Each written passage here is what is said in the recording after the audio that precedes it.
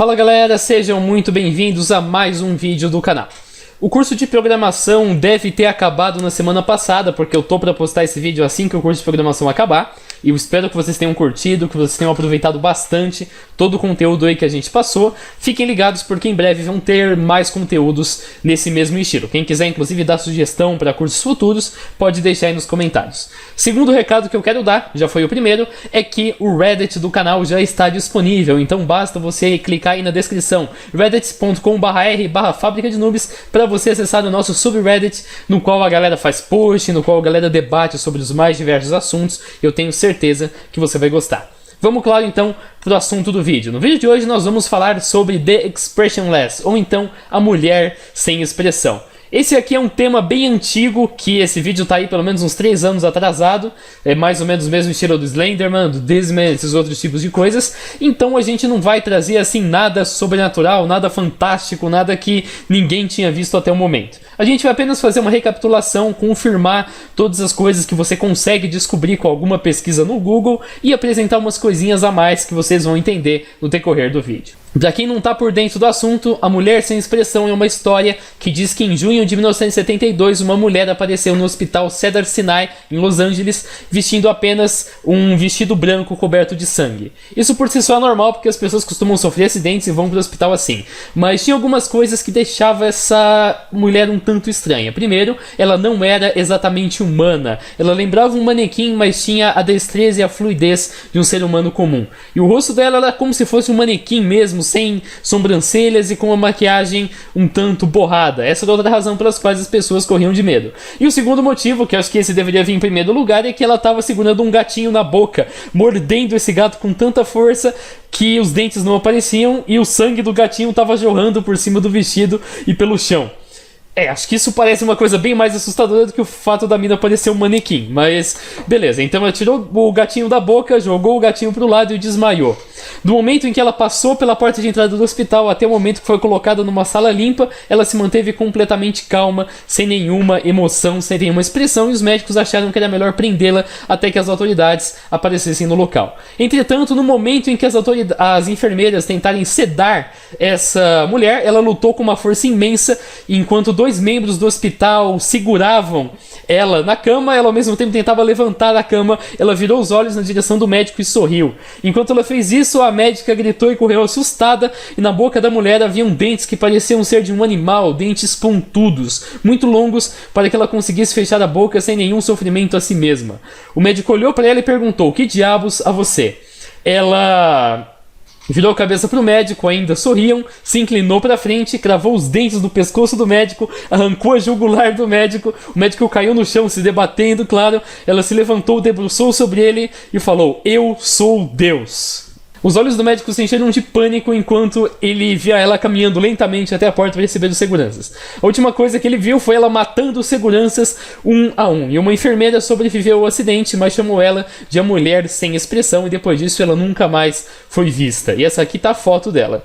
Já deu pra perceber que essa história é escandalosa demais pra ser verdade, né? Ela chega no hospital com um gato jorrando sangue na boca, joga o gato pra fora, avança no rosto do médico, arranca a jugular pra fora dele, fala que ela é Deus, ela tem dentes não humanos, ela faz uma chacina dentro do hospital e vai embora. Já acho que já deu pra você entender que isso é uma história de terror, mas nós temos aqui que provar por que isso aqui é uma história de terror. Eu acho que é um tema assim que não precisaria ter desmistificando, não precisaria nem ter gente acreditando, mas já que a galera acredita, eu acho que tá na hora da gente fazer. Então a primeira parte, que é um fact-checking meio básico assim, eu vou poupar vocês porque, cara, é um saco, eu vou falar bem por cima. Primeira coisa a gente se perguntou: será que o Cedars-Sinai realmente existe? Sim. O Cedars-Sinai realmente existe, como você pode perceber aqui. Trata-se de um hospital localizado em Los Angeles, na Califórnia. Você pode ver aqui no Google Maps para verificar onde esse hospital se localiza. Além disso, nós temos aqui o site oficial do hospital, como você pode perceber, Cedars-Sinai, e nós temos também aqui uma história do hospital. Eu usei isso aqui apenas para verificar se o hospital estava em atendimento, estava funcionando no ano de 1972. E é o que tudo indica, sim. Nessa época, o hospital estava em ativa e estava até em um certo período de expansão, com a construção de novas alas. Aí agora, eu quero que você lembre um pouco da história do que eu contei. Imagina se esse negócio acontece, sei lá, no Albert Einstein, lá em São Paulo. Imagina o Datena como que ele vai estar na hora que der o programa dele, que acho que, sei lá, 6 da tarde. O cara vai estar louco. Basicamente, isso aqui dá uma matéria e tanto. Isso aqui dá uma coisa assim pra sair em todos os jornais. Isso aqui dá uma coisa pra ser estarrecida em todo lugar possível. Porque, cara, é a droga de uma chacina causada por um ser sobrenatural dentro do hospital. Então a coisa lógica a se pensar é que em algum momento isso pelo menos deve ter sido noticiado, se tivesse algum incidente lá no hospital Cedars-Sinai. E o que eu fiz foi vir aqui do Newspapers e fazer uma pesquisa por palavras-chave relativa ao assunto. Eu coloquei aqui junho de 1972, então é a data que a gente está mexendo, junho de 72, e pesquisei apenas por Cedars-Sinai. Eu poderia aqui perder tempo abrindo cada uma das matérias, mostrando o que é, mas cara, eu vou resumir. Se você quiser, você compara depois e verifica por sua conta, porque é chato e não tem nada de novo. Basicamente não tem nenhum registro de nenhuma chacina ocorrida em 1972, em junho, no Cedars-Sinai. Tem anúncio de emprego, tem pedido de doação, tem a respeito de uma cirurgia cardíaca com sucesso que foi feita numa criança, tem uma pesquisa que um gastroenterologista do hospital fez, tem alguns empreendimentos que uma companhia fez no hospital, tem instituições filantrópicas, tem uma adoção que envolveu o hospital, e tem também a rotina de um residente de psiquiatria no hospital, e também tem alguns anúncios lá do Cedars-Sinai. Não tem nada que indica que ocorreu uma chacina nessa época. Eu pesquisei aqui agora por murder, mais uma vez aqui no Newspapers, quem quiser confere, mas a questão não tem nada que relacione diretamente o Cedars-Sinai com o assassinato ocorrido dentro do Cedars-Sinai. Tem um caso de estupro que ocorreu no hospital, mas foi há muito tempo atrás, e nessa época estava ocorrendo o julgamento do caso, então não tem nada envolvendo diretamente um estupro ocorrido em 72, que mesmo assim também não tem nenhuma relação com a história que a gente procura. E tem também alguns casos de pessoas que foram assassinadas, mas que enquanto elas ainda estavam com vidas, elas foram levadas para o Cedars-Sinai.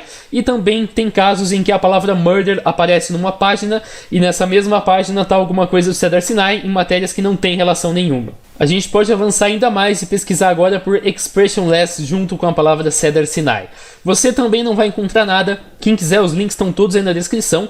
Você só precisa ter uma conta no Newspapers, mas essa conta não precisa ser uma conta paga, basta você se cadastrar. Eu vou mostrar para você como que você consegue verificar o conteúdo. Basta você clicar aqui no link, aí você vai encontrar esse código aqui. Você tira, aí você vem aqui, você coloca newspage, depois dá um barra e depois você cola o número que você acabou de copiar. Dá um enter e ele vai abrir a própria página. Você não vai conseguir ver a página escaneada, porque isso é uma coisa paga, mas o OCR, que é simplesmente uma transcrição do texto, vai estar perfeitamente visível. Aí basta você vir aqui, pesquisar por expressionless, você vai encontrar o que exatamente a palavra se refere. Nesse caso aqui são sobre trabalhadores que estavam sentados sem expressão em uma certa na frente de telas de computador, é uma crônica, alguma coisa do tipo. E aí você também pesquisa por Cedars-Sinai e você vai ver do que exatamente essas coisas estão falando. Mais uma vez, as duas palavras não têm relação nenhuma, e o mesmo se aplica para todos os outros casos que a gente encontra aqui. Se você quiser, verifica depois.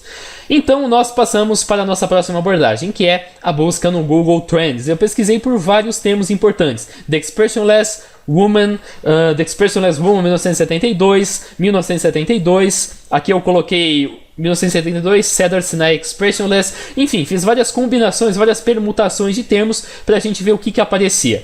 Como dá pra você perceber, eu tô clicando aqui em vários, dá pra você notar que tem um certo padrão, mas eu achei melhor colocar isso numa tabela maior para a coisa ficar mais legal. Peguei aqui no Excel, exportei os dados lá para um ponto CSS, coloquei aqui e o resultado é este gráfico que vocês estão vendo aqui. Vou dar um zoom bastante para você entender do que eu estou falando. A questão dá para você perceber que até aqui embaixo a maioria dos resultados é nulo, não tem ninguém pesquisando por expressionless. E finalmente nós temos aqui um grande pico que acontece em junho de 2012. Então, em junho de 2012 nós temos o primeiro pico para essas pesquisas, que está aqui. Dá para você ver que tem diversos termos e que todos eles eram nulos antes desse momento. Vou tentar dar mais um ainda, mas é complicado, acho que assim melhora. E o que acontece nesse exato momento aqui, em junho, dá para ver aqui em maio que nós temos um leve assim levante, mas é uma coisa ainda questionável, está muito pequeno e está bem semelhante aos outros. Mas em junho nós temos aqui o primeiro pico, onde todas as pesquisas aparecem, como se fosse um viral, como se apenas em junho, nesse momento, essa notícia, essa história tivesse vindo à tona para o público. Antes disso, ninguém nunca tinha ouvido falar desse ocorrido. E depois dá para você perceber aqui que as linhas acompanham o mesmo padrão, mostrando que elas estão relacionadas. E claro, nós temos alguns picos.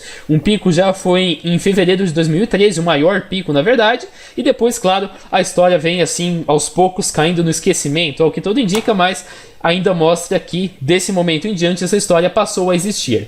Antes desse momento, bem antes, essa história não existia. Tem um pico de Expressionless apenas em junho de 2004, mas como não tem nenhuma outra relação, a gente assume que não é exatamente o que a gente procura. Você vai até entender depois que esse pico pode ter uma explicação, mas depois a gente fala disso. Já deu para entender o que eu quis dizer com essa análise do Google Trends. Então, em primeiro lugar, não tem nenhuma notícia da época que se enquadre na descrição dos termos que envolveram esse evento específico, o que é um fato estranho, dado que a riqueza de detalhes que nós temos e a magnitude que tal ocorrido teria.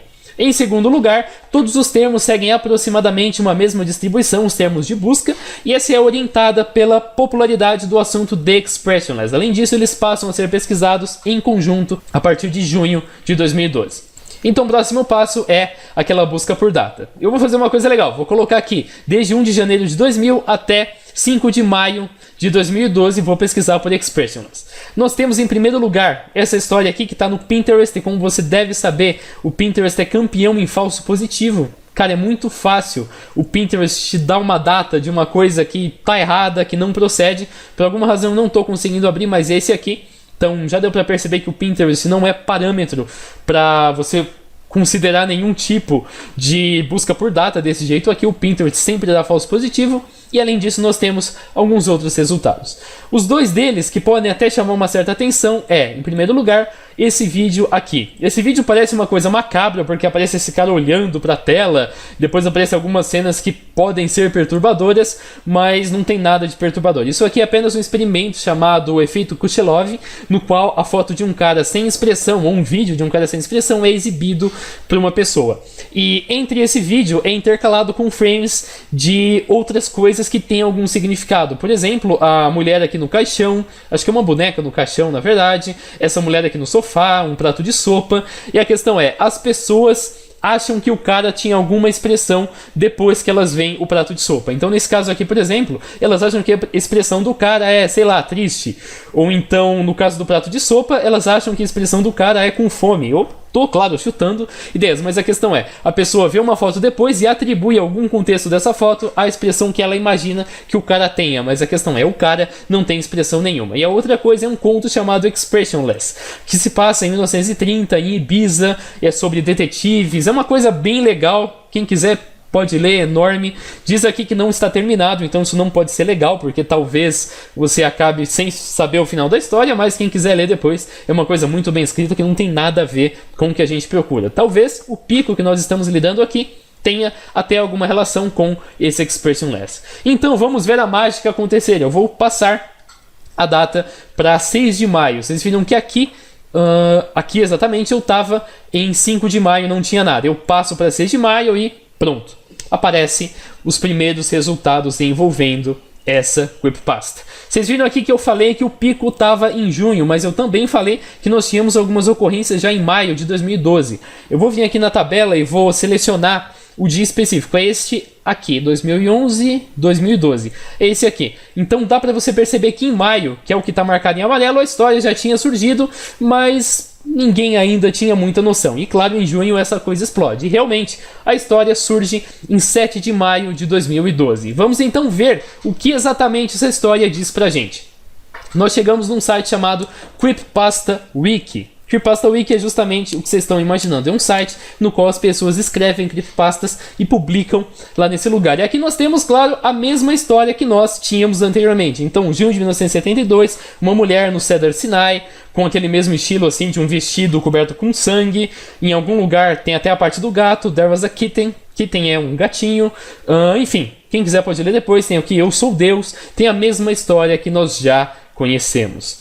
E uma coisa legal desse Creepypasta Wiki, você pode clicar aqui em History. E aí você consegue ver o histórico de edição dessa página. Dá para você ver todas essas alterações que foram feitas na história dessa página desde que ela existe. E você desce aqui embaixo, perdão pelo pleonasmo, você vai ver que a primeira edição ocorreu no dia 7 de maio de 2012 por um cara chamado Ivzir. Dá para você notar aqui. A gente vai falar sobre o Wizard depois, mas eu quero apontar algumas coisas engraçadas que aconteceram nesse meião. A primeira delas é que no dia 13 de junho, então quase um mês depois que a história surgiu, a galera apareceu aqui pra zoar com a história. Eles mudaram várias palavras-chave do texto. Então 1972 passou a ser 2012. Na verdade, isso aqui foi no mesmo mês em que ocorreu a mudança, então junho de 2012, a mudança ocorreu nesse mesmo mês. O nome da mulher mudou, na verdade ela passou a ter um nome, o nome dela seria Jessica Márcia. O hospital também mudou, seria no Hospital Bahrain American Mission, quem quiser pesquisa depois, mas é um outro hospital que existe. Já deu para você perceber que o seu hospital também existe. O gato passou a ter nome, Sweetie, deu para você notar também. Ela falou assim, eu sou Deus. Bem, na verdade eu ajo como se eu fosse o tempo todo. Deu pra perceber que ele tá dando uma zoada. E o final é mais estranho ainda. A mulher nunca mais foi vista, até que alguém viu ela no hospital na próxima semana para o seu exame. Ou seja, foi um caso aí de vandalismo. E o outro caso é pior ainda. O cara simplesmente apagou tudo e escreveu pintos são deliciosos e assinou aqui com /X lá da board paranormal do 4chan. Ou seja, deu pra você perceber que teve vandalismo, mas isso nem vem tanto ao caso. O que importa pra gente é quem foi o cara que escreveu essa história aqui, o tal do Ivzer. E a gente vai clicar no perfil do Ivzer pra ver o que o Ivzer tem pra dizer pra gente. O Ivzer acho que é Ivzer, sei lá como se pronuncia isso. Ele também é chamado como Tom, que também é chamado de Ted. Vocês vão ver que Ted é o nome que ele usa ultimamente. Ele mora em Manchester, nasceu em 30 de agosto, ele é uma pessoa, um homem no caso, dude, e ele é também um escritor freelance. O fato dele ser um escritor já é uma coisa assim estranha. Vamos ler aqui a descrição dele. Olá pessoal, eu sou o Ted, mas o meu nome de caneta, pen name, não sei o que significa, é TJ Lia. E eu escrevi The Expressionless. Ele fala que ele escreve um monte de creepypastas medíocres, e a mais conhecida dele é o The Expressionless, que se tornou viral em diversos fóruns, foi transformada em um curta-metragem, no qual ele é eternamente grato, apesar de que esse é um tema que é sempre roubado dele o tempo todo. Diz também que ele é escritor de uma outra série chamada The Three Beasts Saga, que ele em algum momento vai terminar. Diz também que ele escreveu um livro e também diz que o conteúdo pode estar no Tumblr, no 9gag, no Above Top Secret ou qualquer outro fórum sem crédito. Se isso acontecer, você pode comunicá-lo. Ele tem aqui várias outras creepypastas que ele escreveu: A New Playmate, City Light, Let Me In, Greyman, entre outras. Basta você ver aqui, você vai perceber que esse cara é um escritor de histórias de terror e ele tem outras histórias que foram escritas. Talvez até tenha algum tema aqui que possa ser desmistificado no futuro, claro, se isso viralizar, não sei o que vai acontecer. A questão é, este cara é um escritor e a gente pode confirmar isso acessando as diversas páginas dele. Ele tem um canal no YouTube chamado TED Talks, no qual ele faz vlog, ele comenta, faz gameplay e mais antigamente ele também narrava creepypasta. Jogava Outlast, narrou a creepypasta do The Rake, narrou a creepypasta do suicídio do Lula Molusco, narrou algumas coisas envolvendo SCP, fez alguns vlogs, entre outras coisas. Ou seja, ele é uma pessoa envolvida com esse assunto. Aqui no perfil do Facebook nós temos a mesma coisa. Ele está assim um pouco diferente ultimamente, mas ele também tem algumas coisas envolvendo a parte de creepypasta, de terror, como dá para você perceber. Tem alguns vídeos de algumas produções que ele faz que estão mais voltadas para essa área. Avançando mais aqui, nós temos o Twitter, no qual ele também diz respeito de creepypastas, de coisas do tipo. Diz aqui, inclusive, que ele é o criador do The Expressionless. Avançando mais, nós temos aqui o Reddit dele, no qual você pode dar uma olhada nas coisas que já aconteceram lá. E aqui tem uma coisa curiosa. Tem um subreddit que chama-se No Sleep, é um lugar de histórias de terror, e é um lugar que eu costumo ler de vez em quando. E eles têm uma regra que é basicamente a seguinte: não importa se uma história aconteceu ou não, pretenda que essa história aconteceu. Ou seja, escreva a sua história em primeira pessoa como se ela tivesse acontecido com você, independente dela ser verdade ou não. E ela provavelmente não é, porque é um lugar de história de terror, mas escreva como se fosse. E nesse post especificamente, uma pessoa começou assim a tentar desmistificar ele, a tentar dizer que ele era uma farsa, que ele estava mentindo e que tudo mais.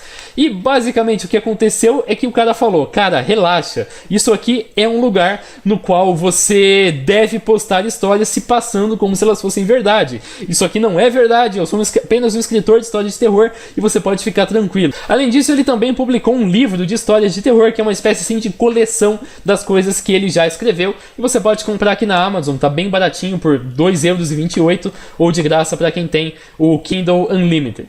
Aí vem mais algumas perguntas. Tá, a história é uma história de terror, é uma história de ficção, não tem nada a ver, beleza, não aconteceu. Mas então, de onde veio a tal da foto que nós temos hoje em dia? A foto, como vocês viram, é esta aqui. É a foto que aparece aqui na história e é a foto mais comum. Depois eu vou falar de outras fotos que também aparecem.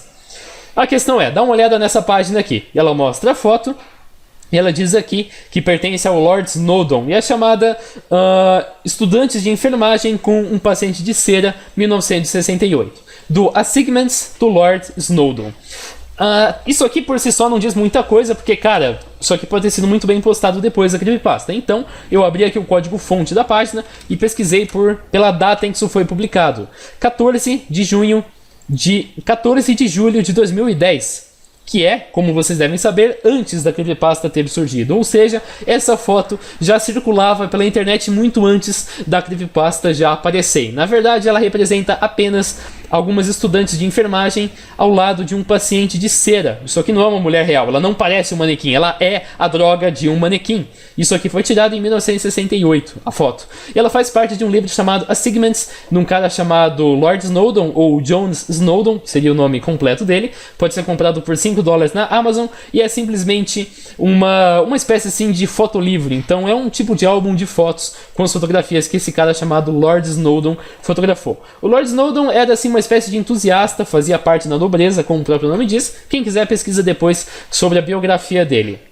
Aí as demais fotografias. A gente tem algumas aqui que são a mesma coisa, pacientes de cera, como dá pra você perceber. Isso aqui é um GIF, cara, não tem nada a ver com a história real. Esse aqui também é outro caso de paciente de cera, isso aqui a gente já viu. E nós temos também as fanarts e tal. E nós temos essa foto aqui, por exemplo, que é uma coisa assim até de qualidade surpreendente para ser de 1972. Tem também essa outra foto aqui, ou então essa. E aí a galera até falou, então talvez a história seja mentira, porque tem várias versões da mesma foto. Cara, ela é mentira, mas esse não é um argumento correto. Eu vou te mostrar de onde vieram as outras versões da mesma foto. Como eu falei lá atrás, existem 2 vídeos que foram feitos sobre o The Expressionless. O primeiro deles é este aqui, foi gravado aí pelo canal Totally Sketch.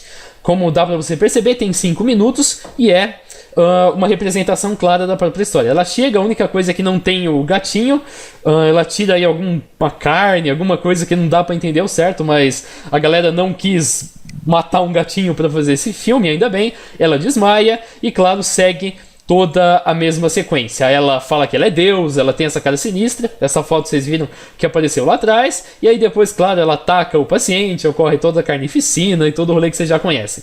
O outro filme é um pouco mais bem feito, dessa vez ele tem 36 minutos, é da Prostatia Productions, e como você pode ver, ele é gravado assim no estilo found footage, ao que parece, é como se alguém tivesse achado a filmagem depois que o filme foi feito. E você pode ver depois se você quiser, mas aí, claro, tem uma atriz diferente que faz a mulher, tem uma série de outras questões. É como se as pessoas estivessem gravando um documentário contando o que aconteceu depois. E a mulher que aparece nessa versão, a nossa Expressionless, é assim que carregar vocês vão ver, porque a internet hoje não tá legal, mas é essa garota aqui. Quem quiser depois vai até o fim para ver a carnificina que ela fez. E agora tem uma última coisa. Eu entrei em contato com o Ted. Eu não consegui as respostas que eu pedi, porque ele simplesmente parou de me responder, não sei porquê, mas eu consegui conversar um pouquinho com ele. Eu me apresentei como sei do Natanael, um youtuber brasileiro, apresentei meu canal, falei do meu projeto, e ele agradeceu por eu ter contatado ele e falou que ele estaria muito feliz em dar uma entrevista para mim. Disse que é muito raro ele concordar em dessas entrevistas, mas que tem alguma coisa especial vindo, então ele aceitou em dar algumas entrevistas e mais tarde ele vai discutir os detalhes comigo. Ele perguntou quando seria melhor e como eu gostaria de conduzir a entrevista. Eu falei como que a gente fazia normalmente, expliquei que era por texto. Ele ficou então de tentar entrar naquele dia às 8 da noite, no horário de Greenwich, ou em algum momento durante essa semana. Eu falei que beleza, e aí depois eu acabei mandando as perguntas em texto para ele, como ele pediu, e ele não mais respondeu. Eu mandei aqui algumas perguntas, perguntando se ele teve alguma inspiração especial, quando a história foi feita, o que ele acha da história ter ficado tão famosa, mas não tivemos nenhuma outra resposta. Mas eu consegui conversar com ele, identifiquei como sendo youtuber e ele correspondeu como sendo o criador da história. O que a gente pode tirar de moral de tudo que a gente estudou até agora? Primeira coisa, não existem evidências históricas, através das notícias de jornal, por exemplo, que tenha ocorrido um incidente em qualquer momento da história do Cedar Sinai, que tenha ocorrido uma chacina do gênero em qualquer momento. A história surgiu pela primeira vez em junho de 2012, seria maio, perdão aqui pelo erro, a partir da publicação em um site voltado para contos de terror, as creepypastas. O criador da Expressionless é conhecido e chama-se TJ ou Ted, conforme o apelido. Ele apresenta-se abertamente como seu criador, tem vários outros contos publicados, tem um livro publicado e também, segundo ele, isso está no Reddit, quem quiser ver depois, ele explora a mesma temática num curso de mestrado que ele está fazendo. Não é uma história do tipo a loira do banheiro, cara, não dá pra saber quem criou a loira do banheiro, então ainda vale um argumento, pode ter tido alguma origem real. É um argumento meio furado, mas é aceitável. Nesse caso não, nesse caso a gente sabe muito bem quem criou esse negócio, não é uma lenda urbana que tá por aí, nós temos um criador. Assim, The Expressionless não é uma lenda urbana, tampouco um boato que perdurou ao longo do tempo. O criador e o momento de criação são conhecidos, a fotografia utilizada para ilustrar a história é, na verdade, um livro publicado em 72. O livro foi publicado em 72, mas a foto foi tirada em 68 e retrata apenas enfermeiras e um paciente de cera. As demais imagens não têm relação com a história original, são apenas produto de adaptações da história em curta-metragem. Valeu para você que assistiu o vídeo, se inscreve no Reddit, em breve a gente se vê. Falou!